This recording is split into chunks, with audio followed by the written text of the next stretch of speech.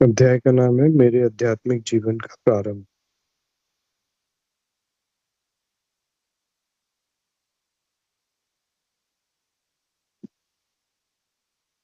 सौभाग्य से 1983 के मार्च अप्रैल में संत सद्गुरुदेव बाबा श्री गंगाई नाथ जी योगी के चरण रज माथे पर लगाने का सौभाग्य मिला। इससे जीवन में एक प्रकार से नई चेतना पैदा होकर जीवन अधिक आनंदमय हो गया। परंतु मेरे जीवन में सुख का समय बहुत ही कम रहा है। जून जुलाई 1983 में भारी मानसिक उद्विग्नता का सामना करना पड़ा। जामसर जाने के आध्यात्मिक संकेत निरंतर होते रहे, परंतु मैं इन्हें दुर्भाग्यवश समझ नहीं सका। इस प्रकार 23 अगस्त 1983 को मेरे कार्य नौकरी से अकारण ही अलग हो गया। अकारण ही घर पर बैठा रहा, परंतु गुरुदेव की शरण में फिर भी नहीं जा सका।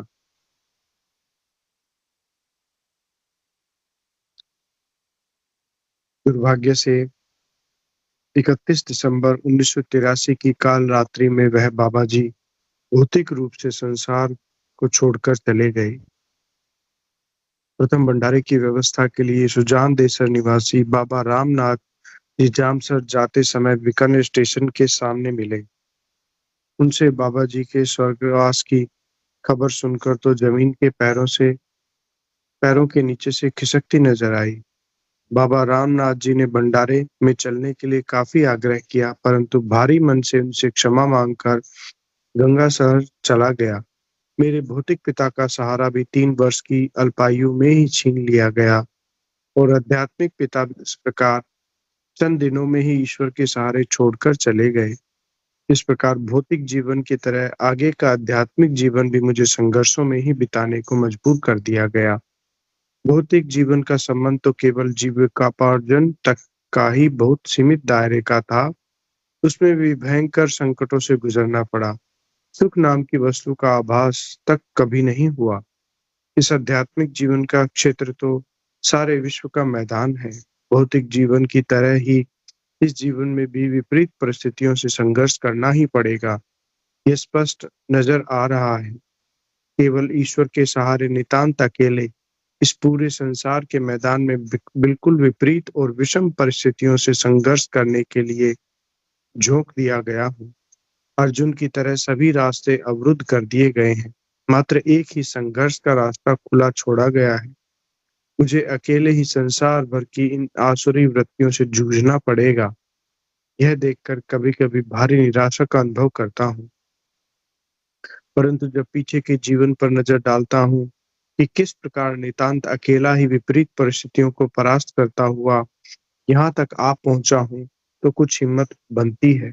इसके अलावा दूसरा सहारा उस अदृश्य असीम सत्ता का है, जिसने पहले ही मेरे जीवन के अंतिम सांस तक के पूरे जीवन के दृश्य टुकड़ों में सिनेमा के ट्रेलर की तरह दिखा रखे हैं।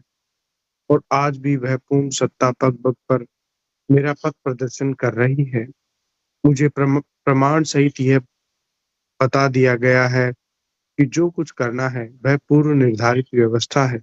उसमें रत्ती भर की हेराफेरी भी संभव नहीं है।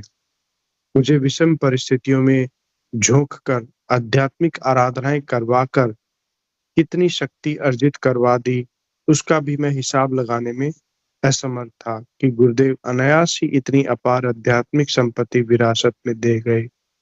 उसका अनुमान लगाना ही मेरे लिए संभव नहीं।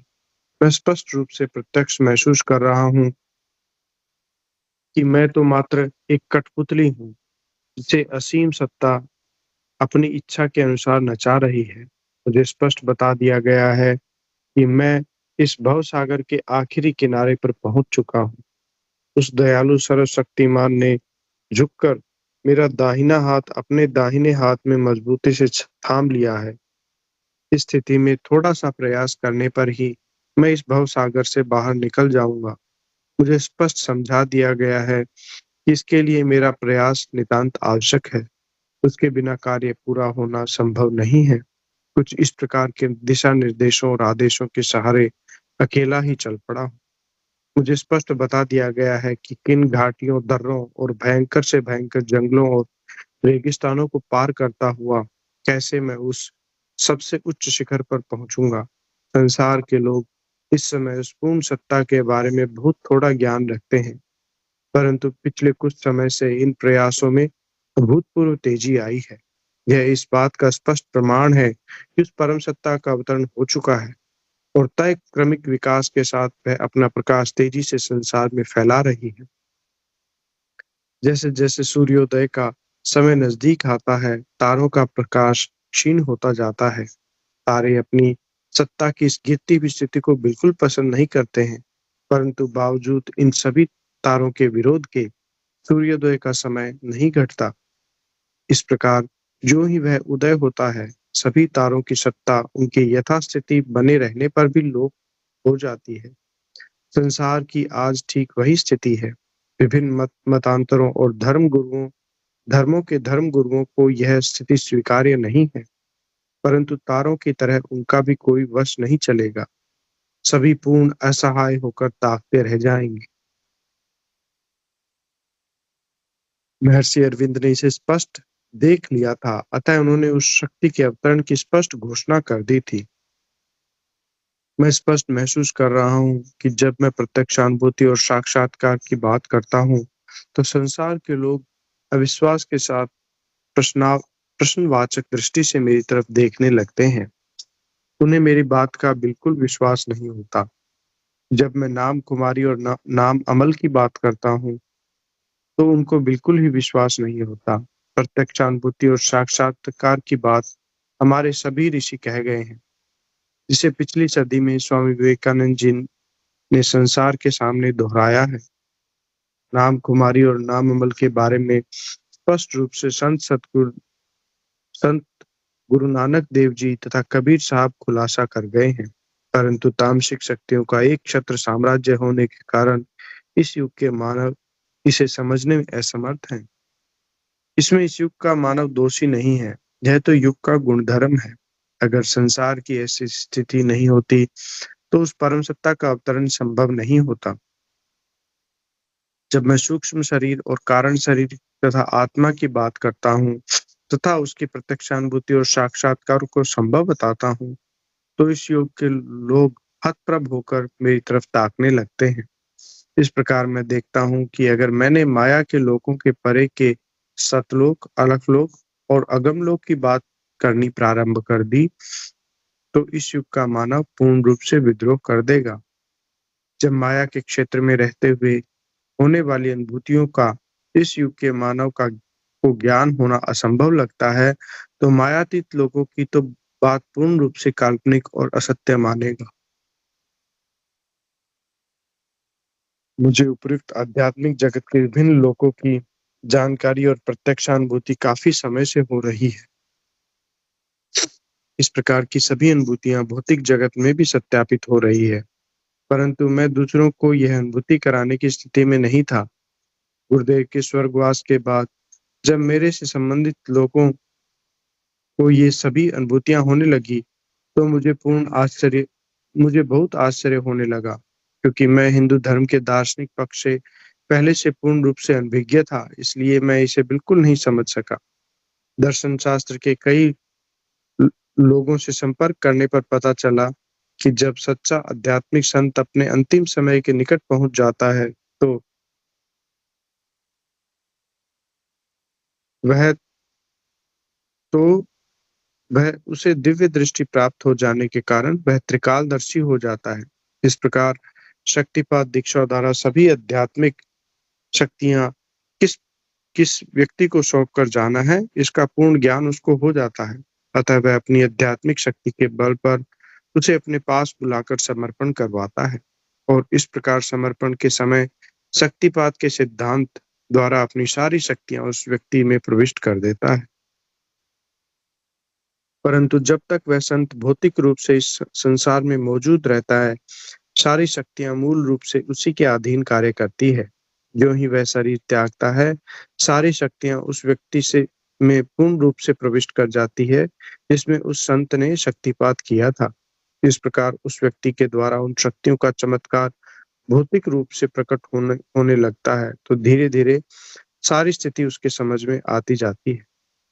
इस प्रकार मेरे गुरुदेव ने अनायास ही कृपा करके विरासत में मुझे इतना अपार आध्यात्मिक धन दे दिया है, जिसका पूर्ण ज्ञान मुझे आज की स्थिति में तो नहीं है। श्री अरविंद ने स्पष्ट कहा है, संसार का कोई भी कार्य कमोबेश आध्यात्मिक शक्ति से परिपूर्ण है। इस युग के तथाकथित अध्यात्मवादियों ने भौतिक जगत और आध्यात्मिक जगत को दो भागों में विभक्त करके बीच में जो कृत्रिम लक्ष्मण रेखा खींच रखी है, वही आध्यात्मिक ज्ञान के लोप होने का मुख्य कारण है।